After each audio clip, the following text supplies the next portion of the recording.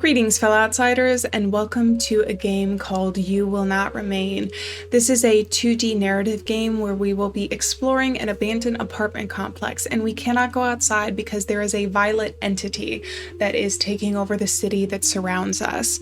When I saw this game on Steam, it looked and sounded very interesting and beautiful, so I decided to download it and play it on the channel with all of you.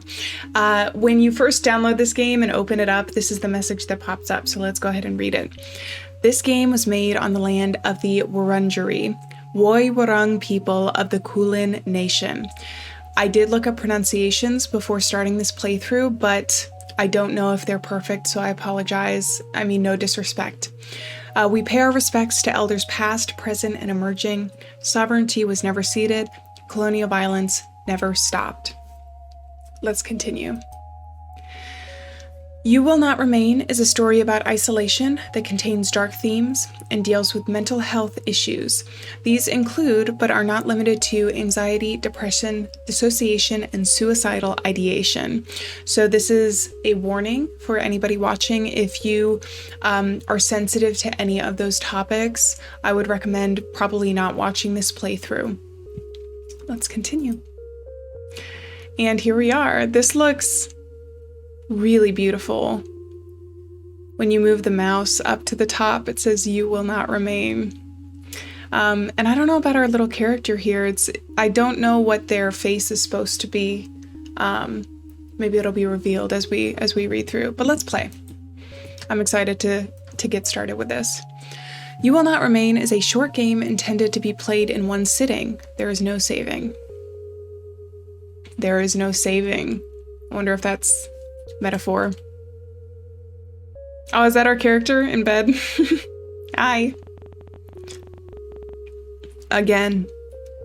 How many more agains will you have? How long have you been here? Does it matter? Oh, so we have a separate narrator and protagonist. All right, is this our closet? Got a nice bean chair. The leaves are drooping. You should water it. You fill the watering can and take it to the plant. You soak the base, hoping it's both enough and not too much at the same time. You've never been good with plants, and sometimes trying too hard is what kills them. Yeah, I've never been good with plants either. In college, I had an orchid that I somehow kept alive for the entirety of the time that I lived in my apartment down there. The secret is like ice cubes or something like that. I don't know. They need a very specific amount of water to survive at specific times. You still have plenty of grounds, an instant when you're desperate. You haven't even gone through all the apartments on this floor. Making it is as much ritual as it is comfort. You cradle the cup in your hands, warmth seeping through your fingertips. I love the feeling of warm cups of coffee. Especially in the fall, the season we're kind of going into now. Grows cold as you stare in the sink, the ceiling, the strange shapes your hand makes around the porcelain. You pour it down the sink, wash the cup before putting it away. Maybe tomorrow will be easier. Maybe tomorrow. Let's go see the TV. Channel after channel of nothing. Is it getting bigger, or was it always that size? So is this the violet entity? If you were prone to poetry, you'd almost say it was beautiful in a fatalistic sort of way. But you're not. Haven't been for some time. You've run out of pretty metaphors for awful things. Yeah, sometimes I wonder if art would survive. Because sometimes things get so bad that even art isn't enough to feed your soul. There's not much else to do. You could walk circles around the apartment, or you could go back to bed. Ruff, ruff. Huh? Is that a dog? Impossible. It's been weeks since you've been stuck here. You would have surely heard it before this. Ruff, ruff. Arr. All right. Oh, we can either go back to bed. Better ignore it. Who knows what it is, if it's even anything at all. You wouldn't trust your mind not to play tricks on you. Oh, wait. Oh, but I kind of wanted to see the dog.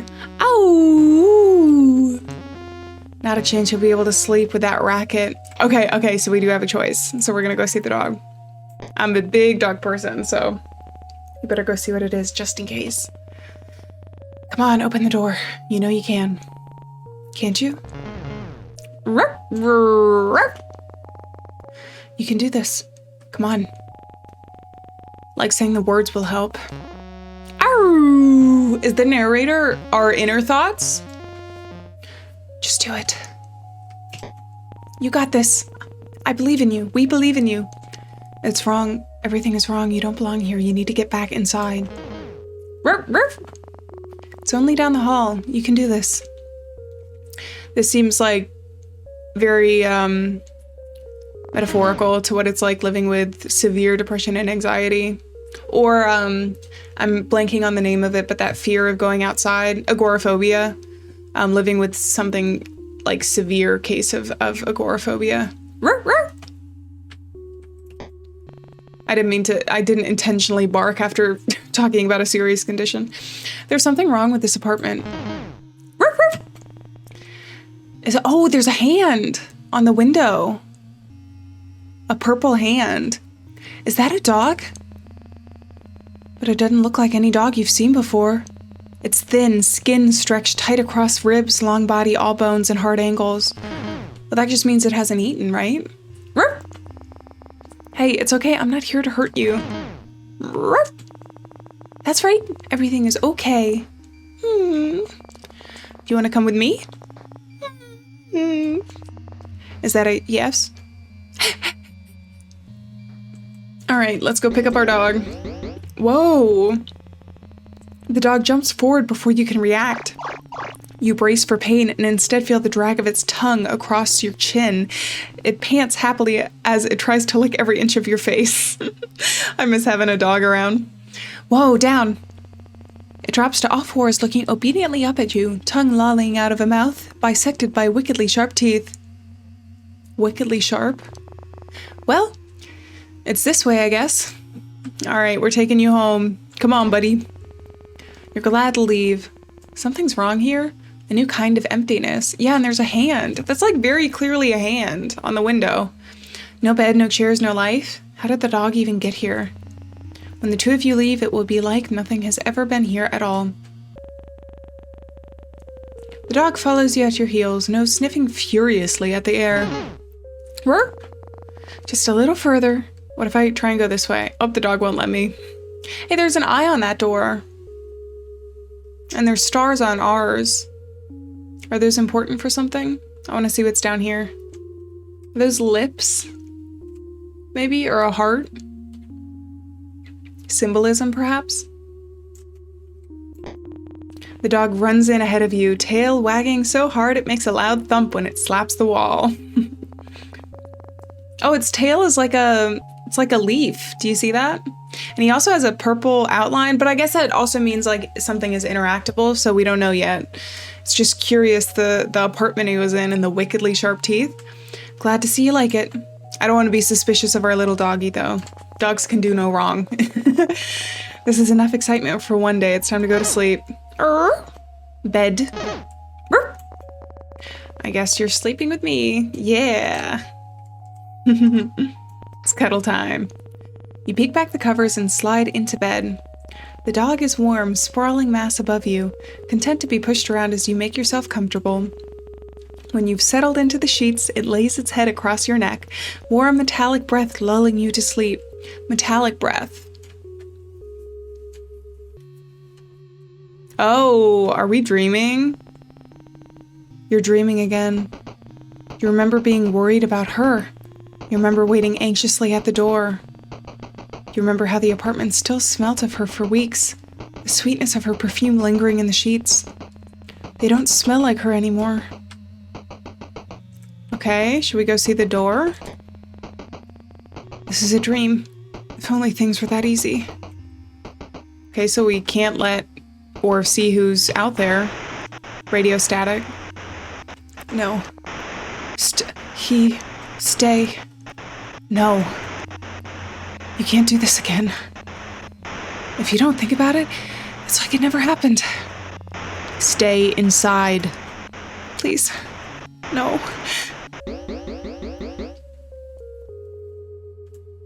I wonder. So we got some backstory, some remnants of a backstory. The dog woke us up.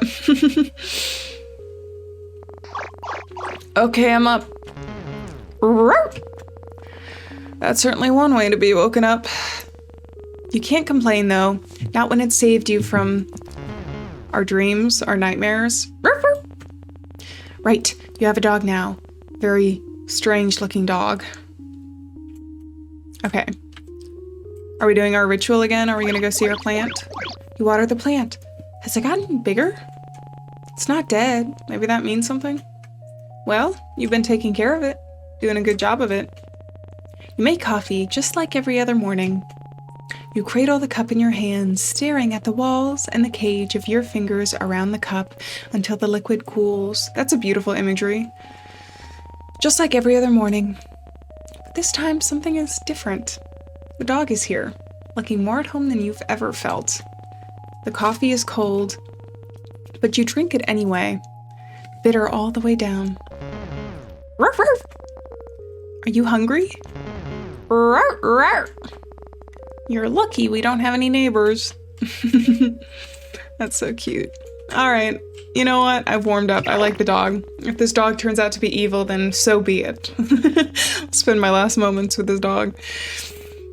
You get it water, then fill a bowl with what's left in the fridge. Patience, sausages, and double toasted bread. You hope it's good enough. When you set it down, the dog lunges desperately towards the food. But yeah, because it had all its like skin was tight to its bones. So it probably hasn't eaten in a long time. It's eating so fast you can barely see it chew. Oh, have you guys seen those videos? This is completely off topic online of like dogs getting so excited to like eat their food or like, I don't know, they just like, oh man, I'm going off on a tangent here, but they have like special feeders for specific dogs who like chomp at their food where they have to like eat it slowly so that they don't end up choking or whatever else is dangerous about that. But there's funny videos if you just like search up dog and their food bowls. Anyway, hilarious. I didn't explain it well, but it is, just trust me. Oh, you better not throw that up. Oh, dog throw up is the worst. Any liquid that comes out of a dog that you have to clean up is just not, it's not fun. Well, you fed the dog, may as well feed yourself. Hey, that's really good. You cook with whatever you can find, thankful for the electric stovetop. That's good, because if you have I didn't think about it like that, having a companion like a dog is like, it's a reminder to take care of yourself. Because you care about the dog, you want it to survive and live a good life. And so if you're feeding it in the morning, giving it breakfast, you might as well have breakfast too. You can eat from the pan, standing over the stove. No one's here to judge you. Hey, I do that anyway, even if there are. Bark. You've already fed the dog. What do they want? Ruff, ruff. To play? Why did you already... The bone was here too in your apartment before. Why did you already have it? You want to leave? Ruff. Okay, you're the boss. I like the sound effects and the music in this game. It's easier to manage the terror that climbs up your spine when the dog is so happy to be outside. Where are we going, buddy? Ruff. Hold your horses. All right, we're following him. Our little buddy friend. He's taking us to the stairs. Roar. Does he need to go out? Is he potty trained? You've never been up here. Roar. Aw, wow. I know it's pixelated, but it's still, you can tell it's a beautiful view. Oh, it's... You're worried if you stare at it too long, you might fall in. Ruff. The dog stares at you, imploring, and for a moment its eyes flash violet. Flash violet? No, you're imagining things. It's just a dog. Throw the ball. Message received. Okay, so maybe the dog is I was about to say violent. I meant like from the violet entity sent, considering it was in the empty apartment. All right, we're playing fetch. You can almost ignore the lilac glow when you're playing fetch. Forget for a moment that the vast otherworldly thing stretching through the sky. I wonder what it is. Because it's gotta be like sci-fi, right? Like not explained by science, or maybe it is. Well, we'll see. Or maybe we won't. Maybe it'll remain a mystery. The dog doesn't seem worried about it. Also, maybe it's a metaphor. Because it's obviously keeping our protagonist in her apartment, which is, you know, there are certain conditions and things that go on in people's lives where they might feel the need to do the same. So it's like it's metaphorical. It's this, you know, anyway. What time is it? Noon, evening, probably midday. At least one of them. Maybe even all of them. Go get it, boy. Or girl. I don't know. I think that's enough for one day. We can come back tomorrow, buddy. All right, let's go. Can we look at the thing one more time? Well, someone's in a rush. It's gonna be really cute if he ends up at our door. That means he recognizes our place. Or terrifying too, considering he had violet in his eyes. Didn't take you long to figure out home. The dog looks proud of itself. Okay then. Let's go. You're so tired. When was the last time your lungs tasted fresh air? You can't remember. Woof. I'm sorry. I think that's all I have for today. I guess this is my life now. So why did he want to go outside again? Also, I'm hearing like a high-pitched noise every once in a while. I wonder if it's from the dog. You crawl under the covers. You still haven't washed them, not since our person. The dog lays atop of you, heavier than expected, seeing as it's skin and bone. It cuddles into you. Knife-long teeth, a whisper from your throat. That's concerning. You can feel its heartbeat through the blanket, the gentle expanding of its chest beneath your hand. Maybe we shouldn't have let this dog in. As much as I love a dog, he's like feigning innocence to get our trust. And we're in the dream world again. You wish this was over. All right, let's go to the radio this time. We have no knocking tonight. Stay inside. If you don't let them in, they can't get inside. Silence, no sound, no thought. You type in her number into your phone. You know it off by heart. The sound of the buttons are a familiar melody. Ring, ring. It rings out. You try again and again and again. Ring, ring. Nothing. Miles and miles of nothing. Maybe she's fine, you try and convince yourself. Oh. Don't let anyone in that isn't already inside. She has to be inside. Maybe already downstairs just in time? Just in time. Seems like our person might have gotten lost in the violet. Not made it to the apartment complex in time. Okay, I'm up. All right, back to our routine. Let's water the plant. When you touch the soil, it's bone dry. It seems like it's always thirsty. A need so deep it couldn't be slaked. It couldn't be slaked by an ocean. You used to know something about need. Now you won't let yourself remember what it means to need anything, let alone want it. That's so sad. First things first, coffee. You make it, hold the cup until the liquid cools. You look down at it, foreign in your unfamiliar hands. You pour it down the sink. It sounds kind of like what people describe dissociation to be, right? It's like kind of like you're looking at your life from the outside, or like a TV screen, or I don't know exactly, but it's an unfamiliar feeling. You win some, you lose some. Okay, let's get some food. Here you go. You're slowly getting used to living with the dog. How long has it been now? You can't remember. You should probably name them. All right, let's name you, little guy. What's your name? You can't keep calling them dog after all. I mean, you can. There's some people that name their dog dog. That's very helpful. How about Rex? Marble? Marble sink? Gas stove. They're just choosing household appliances. Okay, shank? Lambshank? Lambshank? Really? All right, you're the boss. You can name him boss. The newly named Lambshank looks absurdly pleased with himself. Fine. All right, Lambshank, come on. Let's go, I'm taking you out. Are we playing fetch again? I guess the top of the apartment is better than downstairs because we don't know what's downstairs if the entity has made it claws down into that area. All right, let's follow him. Nothing has changed. Yeah, it still looks the same to me. The sky it's there. Don't think about it.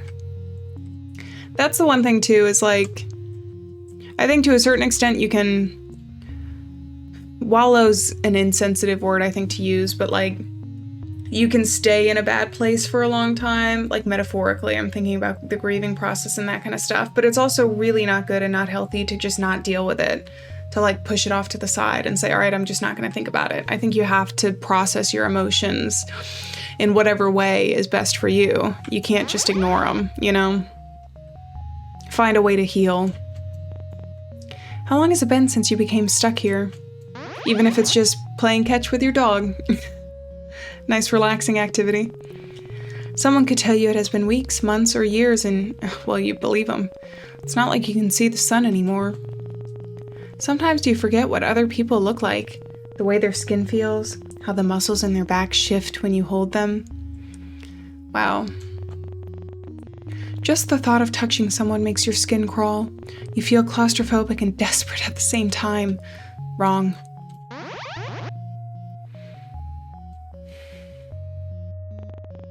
That's enough. Time to go back. Woo! All right, buddy, come on. We had our existential thought process this morning.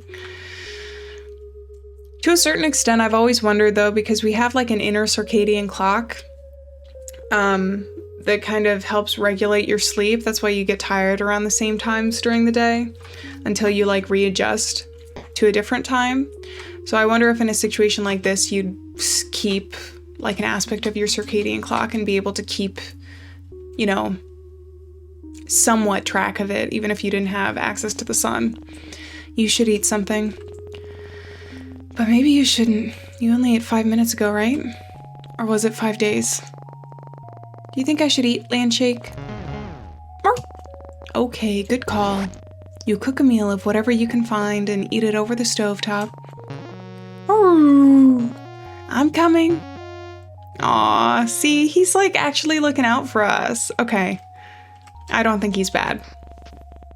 At least for the time being, he's helping our protagonist take care of themselves. You and Lambshank are used to this dance by now. You settle in together and drift to sleep. Aw, cutie pie. But we're still having nightmares. You do anything to wake up, but this isn't how that works. Don't look at the sky. Sky? What's wrong with the sky? What could have possibly happened to the sky? So we're dreaming about when this happened, I'm assuming.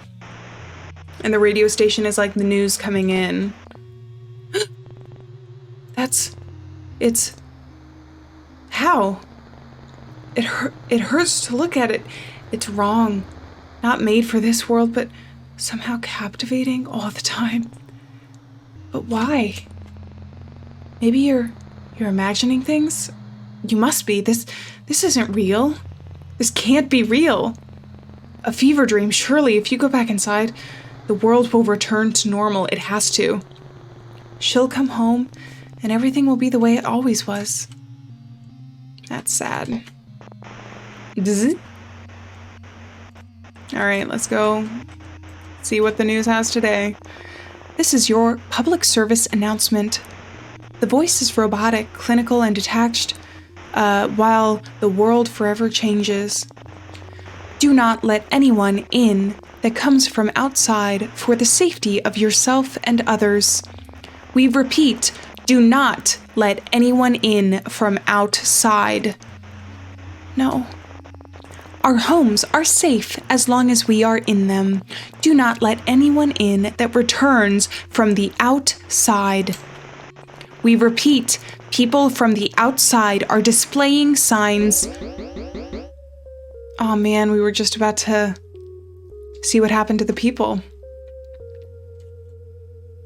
This has gotta be in relation to lockdowns. Predictable. Oh, we have the TV highlighted today. You used to wonder when the power would turn off. You don't wonder about it much. You don't wonder about much of anything anymore. Ruff, ruff. It's time to feed Lambshank. All right, I'm gonna do the plants first, though. You take care of the plant. You don't feel like you're there when you water it. Your hands unfamiliar, your body unfamiliar, your mind alien, even after all this time. I think that's the thing about being alone is you kind of get a little bit detached from reality.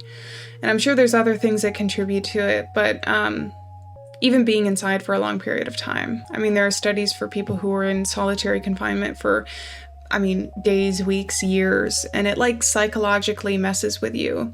That's where I think in some ways, like working from home and I'm an introvert. I enjoy spending time by myself, but when you're by yourself all the time, it's not healthy. It's kind of like you don't feel like working out, but then you do and you feel better. It's like, okay, sometimes I don't always feel like interacting with people or socializing, but then once you do, it makes you feel better like 9 times out of 10 once you do it. So in this situation, it's a little bit different because the world is ending, but just interesting to think about how humans' minds react to different environments. I've always been interested in psychology and science, so. You used to go to bed excited for your morning coffee. I do. I love coffee. I love the ritual of it and the feeling of like holding the warm cup. It's one of my favorite things, especially when it starts getting cold out. Even soup or anything like that, just like sipping it and the feeling of it going down your throat. There's something about a warm beverage that's just like hits the spot. Now it's just another thing you do. Yeah. You fill up the food bowl. Nom nom nom. All right. So we can't go to the roof today. We're going out here. Oh, Lambshank likes it on the balcony. You don't. Something about him shifts under the lilac sky, pushing him to be free. He looks hungrier out there, more alien. Maybe that's the key to it, is like when people are inside and away from it, like even if they're infected, they can like be normal. So, and that's why Lambshank is like more normal inside, and then once he gets outside, it starts like triggering something inside of him. All right, Lambshank. He has decided it's time for fetch. For some reason, my mouth has a hard time saying Lambshank. It's like a tongue twister. All right, Lambshank. Shank. I'm saying Lambshank as if it's like a milkshake with lamb, which is just disgusting imagery to think about. I'll just call him Boss. I'll call him Boss. Hopefully you guys are okay with that. Let's play. It's kind of a nice routine. It's nice being able to take care of someone else. Sometimes you think about going outside and being done with it all, finished. Because when you have someone else to care about or something else to take care of, it like gives your life more of a purpose. Because even if you don't feel like taking care of yourself, like if you have somebody else relying on you, then you have to work to a certain extent. You have to get yourself out of bed. You have to feed them. So having an animal, like a service animal or something like that, I think can be like immensely beneficial for some people who struggle with that. But you have Lambshank now. Exactly. See? Even she was talking about, going outside and not having to deal with this, hard life anymore, but she has Lambshank. So You won't walk down the stairs and pry the boarded doors open, fingernails catching on wood and nails as you claw yourself out. No, you'll stay here. Oh, I just realized, because the name of the game is You Will Not, in parentheses, Remain. And she's using all of this imagery, like this detailed imagery, but she's saying no. Like, no, I won't do that. I will not. No, you'll stay here. So I wonder if that's hinting at something. All right, Lambshank. For however long that is. Time to go, Lambshank.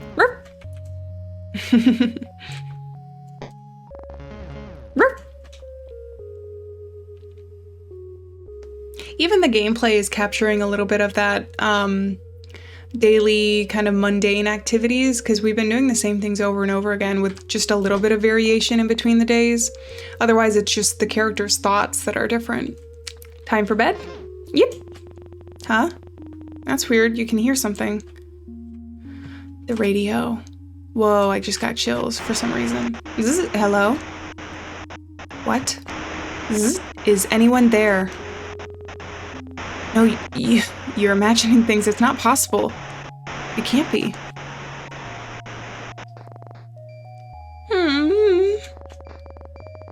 Hey, it's okay. I'm okay. Did I pass out? Are you? Lambshank's eyes are wide, body trembling above yours, scared. You've never seen him like this before. Did the radio frighten him? Everything feels so fuzzy. You pet Lambshank, running fingers down his spine, each vertebra sharp against them. You're so tired.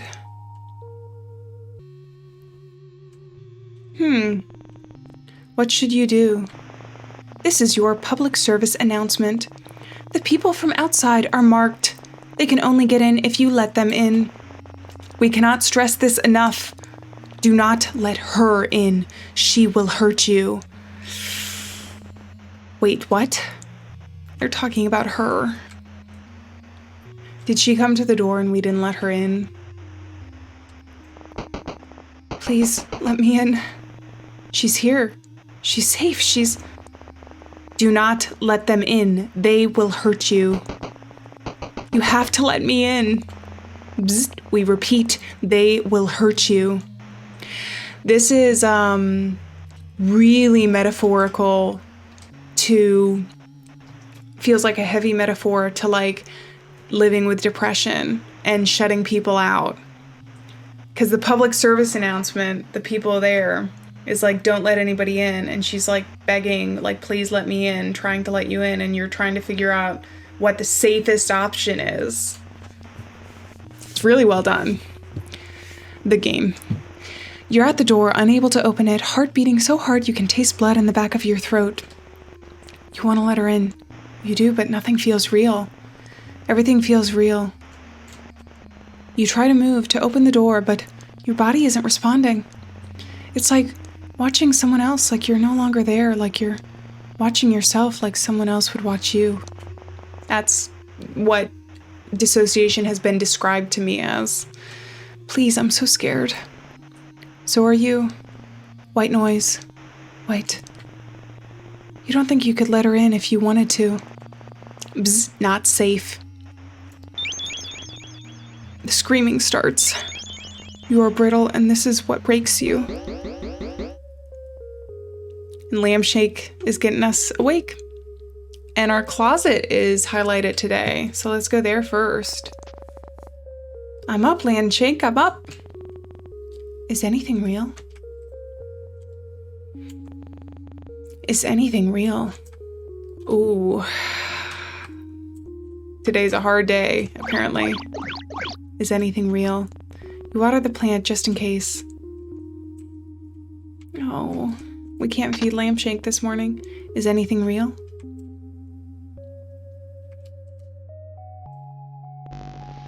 Is anything real? Ruff, ruff. Real or not, you need to feed Lambshank. Yes, you do. Have him bring you back to reality, hopefully. I don't know how that works. I don't know how people... I don't know what the treatment or steps are when people are having a dissociative episode to help them get out of it. You fill up the food bowl. Nom, nom, nom. Okay, Time to go outside with Lambshank. Oh, is anything real? He's a singer. He's a singer. He's a pop star. All right. I get it. We're going to the roof today. I'm kind of worried though about our character, like feeling this way, going to the rooftops. But hopefully Lambshank will be there to keep us grounded.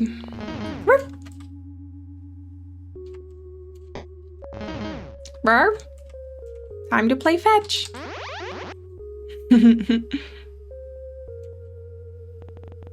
If this is real, does it mean anything?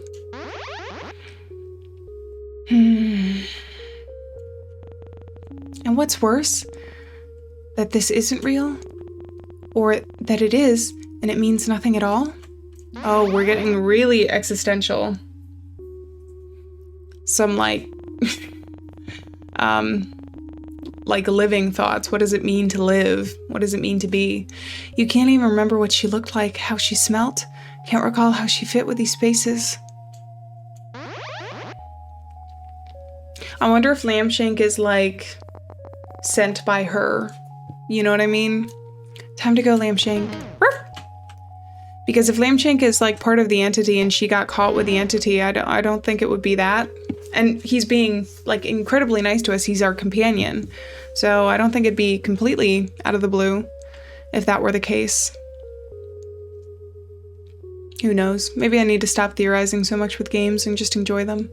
It's very, it's thought-provoking, but the way of the music and the routine of it too is very calming to play. Yeah, we're making you dinner. Not a chance. Oh, come on. You gotta eat. You gotta have some dinner.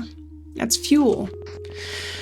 You pull back the covers to get into bed. You're already half asleep. Bzz. Attention, citizens. We have another incoming thing. Are dreams bleeding into reality? Attention, citizens. The city has fallen. That's enough, Lambshank. He didn't want us to listen. In the coming months, we will be evacuating any remaining survivors. Lambshank, we might be able to leave. Bzz. Make sure to keep your radio on to receive pickup coordinates. Is Lambshank gonna get rid of the radio? Animals have been... Bzz. Huh? Lambshank, what's wrong? Lambshank looks nervously around the room, flinches at the sound of the radio. We will tell you when it's safe to leave. Oh, it's okay. Let's go to bed. Everything is going to be okay. Oh, I don't want to leave Lambshank. Honestly, even if he's infected at this point, he's helped our little character so much. You get under the covers. For the first time, Lambshank doesn't join you. Is he going to get rid of the radio? He's going to get rid of the radio, isn't he? Anything but this. You can't open it. You turn your back against the door and slide down until you're a pile on the floor. We repeat, do not let anything in. They used anything this time. The screaming continues on and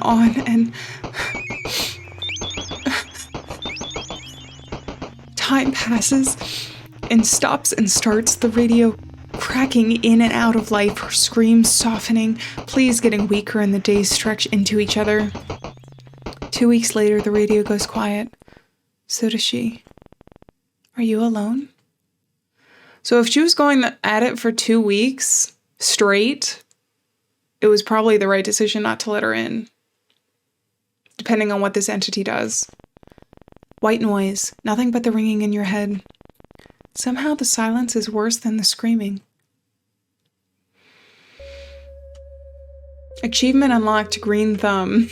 I think it's because I've been watering the plants. And we're up. You wake up slowly.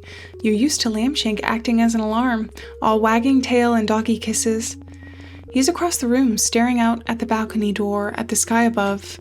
Your dreams always return to her, though each time the memory is fuzzier, worn by time. Was she even marked? You'll never know.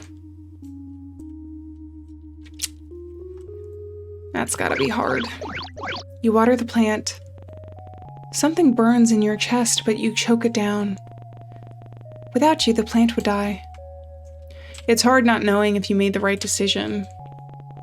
I'm struggling with that every day. No, you can't. Your stomach keeps turning over and over, like something is trying to escape alive. Are we infected? You leave it, the cup strangely lonely when filled to the brim. Achievement unlocked, caffeine addiction. You fill up the bowl, but Lambshank doesn't come running. Lambshank, food time. He ignores you. Come on, you need to eat. We're leaving today. Bzzt. Remember, citizens, we have cleared the way. Well, we can either go outside or go to the radio. I don't know what to do. I guess let's go to the radio. The pickup zone is... It's time to go. Well, let's go outside one more time. Lambshank isn't following us. Okay, so should we just leave? You'll never see this place again. Is that a good thing? I don't know. Aw, Lambshank. Come on. Buddy, I don't want to leave you. What does leaving this place mean? What does the world look like outside these walls? Outside the city? Do you still belong out there? With people and their soft skin, soft hands, soft hearts? Will they now be as foreign to you as the sky? Oh, wow. There it is, the door. Come on, Lambshank. Is it a trick? Are they not actually picking people up? Suppose we don't have much of a choice. There was a time where slowly, one by one, people left. There were no boards then, just a closed door with the world outside growing further and further away. You didn't see them often. The few that remained with you, but you could hear them, human sounds that hummed in the background when you least expected it. You pull down one of the boards.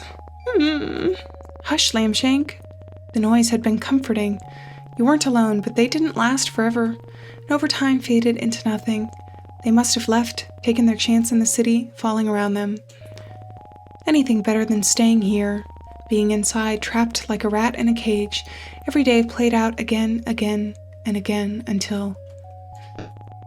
Well, that's the thing, that's the argument even some people made, is like when you're stuck inside, unable to live, unable to interact with people who you care about and love most. It's like after a certain amount of time living in a life like our main character has, I think anybody would start to break mentally and wonder if it's worth it to continue living that way if you can't live a life filled with meaning and relationships.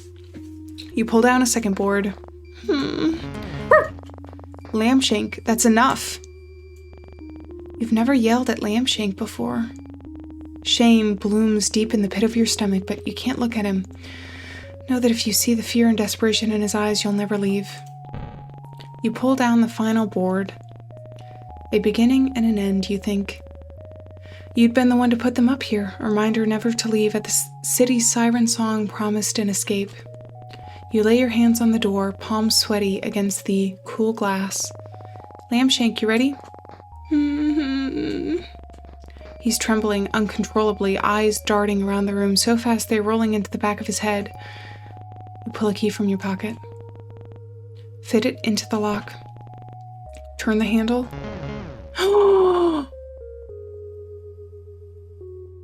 Lambshank.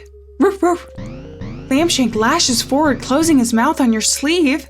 With a vicious yank, he pulls you backwards away from the door. We saw his sharp teeth there. Freak! Lambshank? Roof, roof.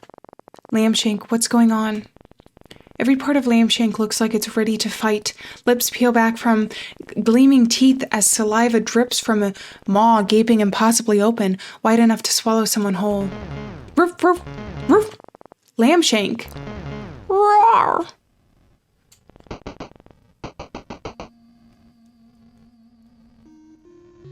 Was it a trick? No. Are those glass doors? Can you see who's out there? It can't. Lambshank's pulling us back.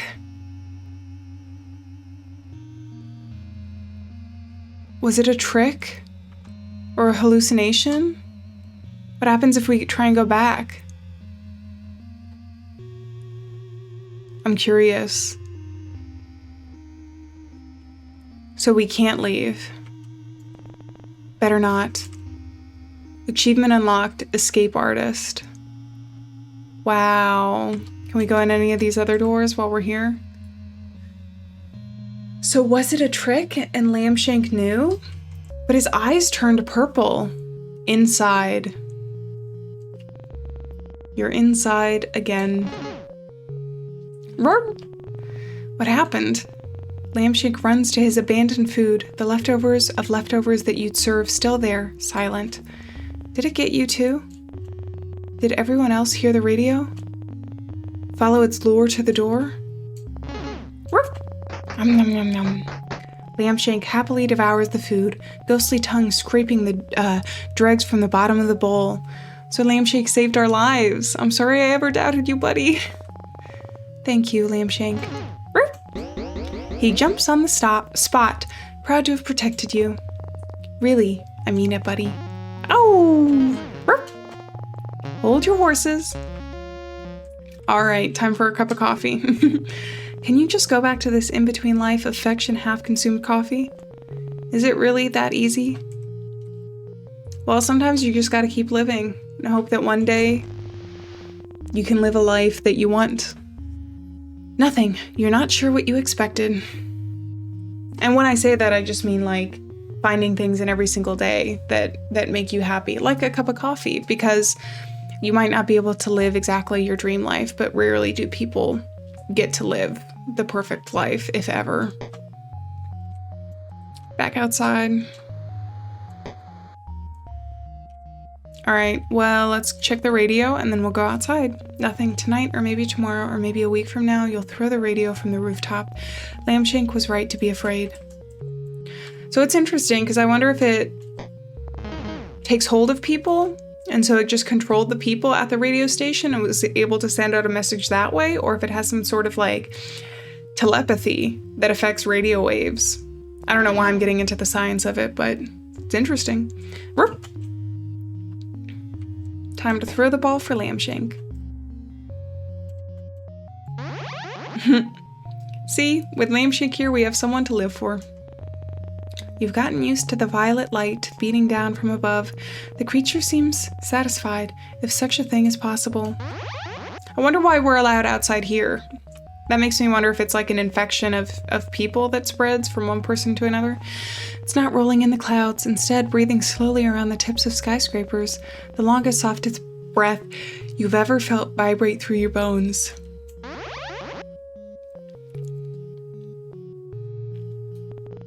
Is this it? Kind of feels like even regular life to a certain extent. Is this everything? And I only say that from the repetition of daily life. Like wake up, go to work, work out, do whatever your routine is, come home. Sometimes, especially if you yearn for more from your life or have dreams that you wanted to accomplish, there's going to be times in your life where you're sitting there and you're like, is this what life is? Especially if you've lost someone really close to you who kept you going. I can't even imagine how difficult it must be to lose a partner, especially in a situation like this where it's like you can't see people. Is this where you must remain? Achievement unlocked. Existential fetch. What a perfect description for these rooftop outings. You Will Not Remain, made by Jordan Cook Irwin, T-Dog Extreme, Gabriella Laugren, and Talia Rasso. Apologize if I mispronounce your names. Aw. What a wonderful, thought-provoking game. Obviously, it was thought-provoking for me because I went off on like 1,000 tangents about like life and existential crises, dissociation, depression. But I think it did a good job of handling like heavy topics in a sci-fi world and like transferring them over. So anyway, I did enjoy that game quite a bit. It was very relaxing to a certain extent, with the music and the routine of everything. So if you guys enjoyed this playthrough, be sure to give it a big thumbs up. If you enjoy the rest of my content, then consider hitting that subscribe button. I'd love to have you here. And thank you so much for watching. I really do appreciate it. It's nice to know that there are people out there who want to watch my content and want to be friends. So I really do appreciate it. And I will see you in another video. Bye-bye.